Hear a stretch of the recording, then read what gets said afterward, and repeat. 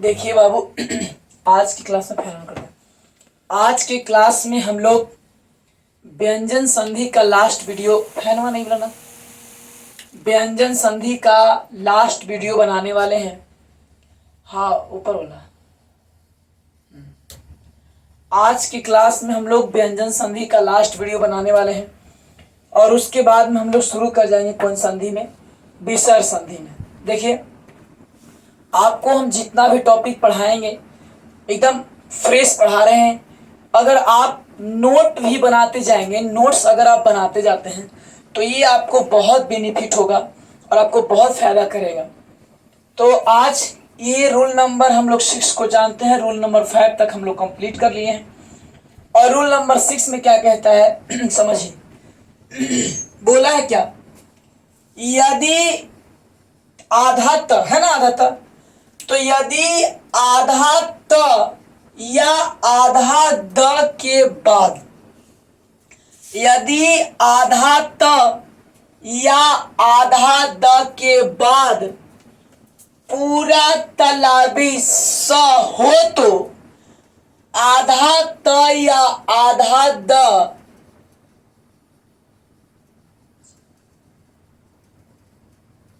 ये होगा, यहाँ पे च नहीं होगा बाबू, छ होगा।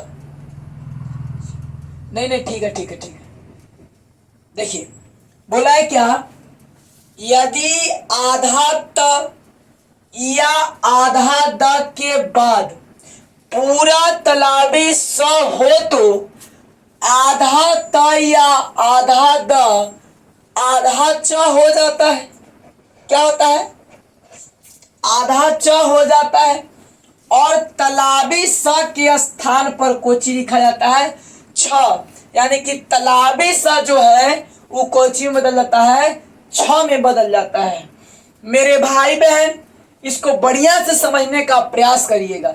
देखिए इसमें क्या बोला है, यदि आधा त, तो सब में आधा त है। आधा त वाला एग्जाम्पल नहीं मिला तो फिर आपको लिखवा दे, अगर मिलेगा आपको तो बन जाएगा क्वेश्चन, कोई दिक्कत नहीं है। यदि आधा त या आधा द के बाद कुछ बोला है कि पूरा तालाबी स भेटा जाए, तो आधा त या हो या आधा द वो कौची में बदल जाएगा, तो आधा च में बदल जाता है ना, आधा च में बदल जाता है। और ये जहां पे तालाबी स है वहां पे कुछ हो जाएगा, पूरे पूरे छ हो जाएगा। बाबू देखिए, ये म है ना, और म के बाद क्या है आपका, ये त है, तो आधा त है, तो म के म लिखेंगे, आधा त कौची में बदल जाएगा, आधा च में बदल गया, ठीक है।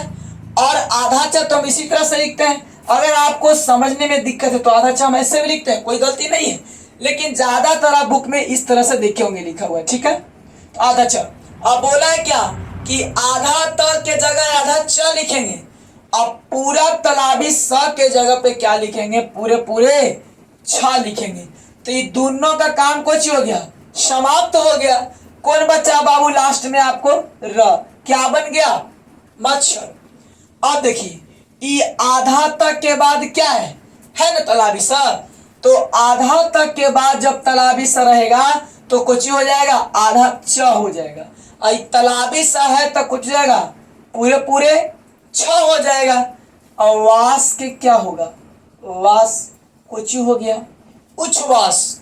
अब देखिए, ये आधा तक तो कुछ हो जाएगा, आधा च, और ये देखिए पूरे तालाबी सा है तो पूरे पूरे क्या हो जाएगा, छ हो जाएगा, पूरे पूरे क्या हो जाएगा, छ हो जाएगा। और यहाँ पे ये हर सही है तो हर सही हो जाएगा, और शिष्ट के क्या हो गया, शिष्ट। तो क्या हो गया बाबू मेरे भाई बहन, उच्छिष्ट। अब देखिए, इस 7 प्लस में सात है, तो इसमें इस दंती सा के दंती सा लिखेंगे। और ये आधा त है ना, तो आधा त के बाद अगर तालाबी स रहेगा तो आधा तक कुछ बदल जाएगा, आधा च में बदल जाएगा, बदल गया ना। और स के जगह क्या लिखेंगे, क्या लिखेंगे बोलिए ना, छ लिखेंगे, ठीक है। और पाई देंगे और फिर क्या लिखेंगे, त्र, तो क्या हो गया? सच छात्र, है ना। भवत प्लस में शरण्य, भवत प्लस में क्या है? शरण्य है। तो भव के क्या लिखेंगे बाबू? भव लिखेंगे, लिखेंगे ना। और इत्ता है तो ता के जगह पे कुछ लिखेंगे, च लिखवे ना चा। और जहां तालाबी स वहां पूरे पूरे छ लिखेंगे। और रण्य के रण्य, दिक्कत क्या बना? भव चरण्य, भव चरण्य। अब देखिए तत् प्लस में सकटम, तत् प्लस में क्या है? तत् प्लस में क्या है? सकटम है। तो इतना है आधा तक, तो आधा तक के बाद क्या लिखेंगे? आधा तक कोचिंग में जाएगा, आधा च में बदल जाएगा। और तालाबी स के जगह क्या लिखेंगे? पूरे पूरे छ लिखेंगे। और कटम के क्या लिखेंगे? कटम। क्या हो जाएगा? तच कटम। क्या हो गया? तच कटम। अब देखिए भागवत है मेरे भाई बहन, इसको समझने का प्रयास करिएगा। रूल आपको अच्छे तरीके से समझा के पढ़ाए हैं। संधि में आपको कोई दिक्कत नहीं होना चाहिए। बहुत टीचर आपको मिलेंगे यूट्यूब पर, इसमें टीचर की कमी नहीं है, लेकिन आप सही से सिर्फ क्लास को देखिए और वो से टीचर को उससे पढ़िए, वैसे शिक्षक से पढ़िए जो आपको अच्छे तरीके से समझा करके बता, पूरे टॉपिक को समझाए। ऐसा नहीं है एक टॉपिक को पढ़ा दिए, एक टॉपिक को समझा दिए, पूरा ऐसा थोड़ी हो जाएगा। नहीं, आप बढ़िया से ढंग से क्लास करिए। थोड़ा लेट होगा लेकिन बढ़िया से पढ़िए। देखिए अब क्या है? त है तो आधा त है, और आधा त के बाद फिर क्या आ गया? तो स आ गया। तो आधा तक कौन मिल जाएगा? आधा च में। तो क्या लिखेंगे? भ भ ग व। और जहां पे त है ना बाबू, वहां पे क्या लिखेंगे? आधा च लिखेंगे। और स के लिए क्या लिखेंगे? छ लिखेंगे। और रण्य के रण्य क्या हो गया? भगवत चरण्य, भगवत चरण्य। इस तरह से मेरे भाई बहन आपका व्यंजन संधि क्या हो गया? इत्यलम समाप्त हो गया। व्यंजन संधि आपका खत्म हो गया। अब हम लोग क्या पढ़ने वाले हैं? विसर्ग संधि। देखिए व्यंजन संधि जब हम पढ़ लिए तो अब इसके बाद हम कौन संधि पढ़ने वाले हैं? विसर्ग संधि। विसर्ग के मतलब होता है एगो नहीं, एगो टिकुलिया दिए ना अगर तो अनुस्वार, और दूगो टिकुलिया दिए तो कुछ हो गया? विसर्ग। यानी कि टिकुलिया अब पढ़े जब जालू इसकुलिया, समझिएगा। तो विसर्ग संधि में क्या कहता है मेरे भाई बहन कि विसर्ग के बाद जैसे मान लिया जाए ई है ना विसर्ग, देखिए तो ई है विसर्ग। क्या है आपका विसर्ग? बढ़िया से लेते हैं। देखिए ये आपका क्या है? एगो बूंदा तो अनुस्वार और दूगो बूंदा तो कोची बोल भाई? विसर्ग बोलेंगे। अब देखिए ई है आपका कोची? विसर्ग। और एने वाला के कोची बोलते हैं? पहले। और एने वाला के बाद में। याद करिए जब आप एनसी थी प्राइवेट स्कूल में पढ़ते होंगे या सरकारी स्कूल में पढ़ते होंगे तो ऐसा का आता था बनावेला कि बीच में संख्या दे दिया और इस संख्या से पहले और संख्या के बाद क्या होगा? वही बोला है कि विसर्ग के बाद, विसर्ग के बाद इन्हें ना, तो विसर्ग के बाद कोई स्वर आ जाए तो आपको बताए हैं स्वर के गो है ना? 11 गो। आ ई उ ऊ री ए ओ औ, ये सभी के सभी हमारा क्या है? विसर्ग है।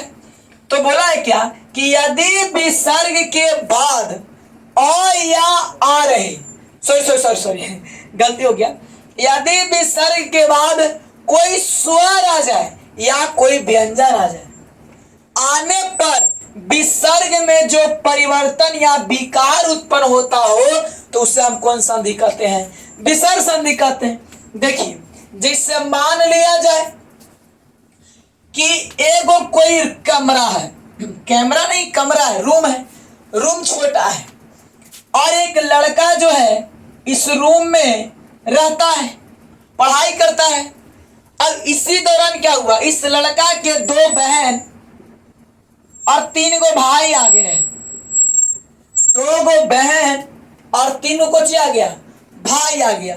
तब बताइए कि लड़का बहन माने हम स्वर, बहन केकरा मान ले ली, स्वर के, देखा बढ़िया से। अब भाई के कोची मान ले भाई, बोला व्यंजन, भाई कोची मान ले लिए, व्यंजन मान लिए। तो भाई के मान लिए स्वर व्यंजन, अब बहन के मान लिए स्वर, ठीक है। तब ये कौन है, ये रूमा में रहे वाला लड़का है। तब मान लिया जाए कि कोई छोटा सा रूम है और छोटा सा रूम में 2 गो बहन और 3 गो भाई और आ जाए, माने कि कोई स्वर है कोई व्यंजन आ जाए। तब बताओ एकरा तो दिक्कत होगा कि ना होगा, एकरा में कोई बदलाव परिवर्तन होते कि ना होते। अगर मोबाइल चलते यहू छोड़ देती पढ़ाई, यहू देखती मोबाइल, इसको खाना बनाने में दिक्कत होगा, सोने में दिक्कत होगा, पढ़ने में दिक्कत होगा ना। तो वही बोला है कि विसर्ग रहेगा, ये विसर्ग है। अब ये लड़का है, एक बाद मान ले कि लड़का के बहन आ जाए चाहे लड़का के भाई आ जाए, कोई आ जाएगा, तो एकरा तो परिवर्तन या मतलब बदलाव होगा। वही आपका कौन संधि है बाबू, विसर्ग संधि है।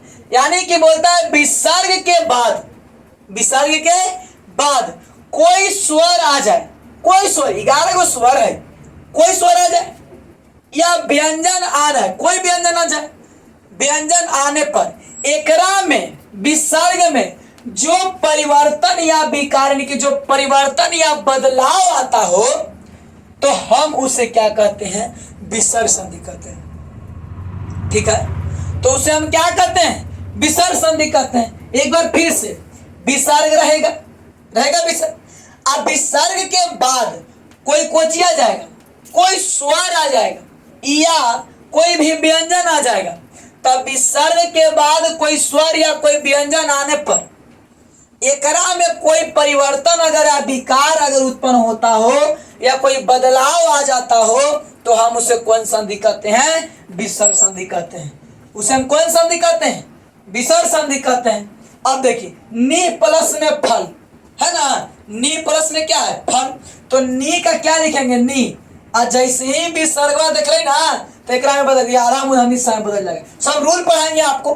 व्यंजन संधि में भी लगभग 6-7 गो रूल है और इसका भी सारे रूल को हम क्या कर देंगे, आपको पढ़ा देंगे। देखिए व्यंजन संधि है और व्यंजन संधि के बाद कोई कोची है, नी है, ओहो विसर्ग है, विसर्ग के बाद कोई कोची स्वर हो या व्यंजन, तो कोची है यहाँ पे व्यंजन है, तो एकरा में कोची जाएगा परिवर्तन या बदलाव, तो निस, अब फल के फल कुछ हो गया निष्फल। तो ये कैसे बना, एक और रूल आपको बताएंगे जब रूल शुरू होगा तब। देखिए प्रातः प्रश्न काल, तो कुछ होता है प्रातः काल, या देखिए नी प्लस में च, अभी आज भर जान लीजिए इतना ही कि नी प्लस में च बराबर निश्चय, क्या होगा, निश्चय। यहां पे देखिए नमा प्लस में कार बराबर क्या होगा, तो नमस्कार, ठीक है। तो आज हम लोग बस इतना ही तक जानेंगे बाबू, व्यंजन संधि किसे कहते हैं और सॉरी विसर्ग संधि किसे कहते हैं और व्यंजन संधि के लास्ट रूल हम लोग क्या कर लिए, पढ़ लिए। अब हम लोग अगले क्लास अगले वीडियो में जानेंगे, विसर्ग संधि के सारे रूल को पढ़ेंगे। आज के लिए इतना ही, फिर मिलेंगे हम लोग नेक्स्ट क्लास।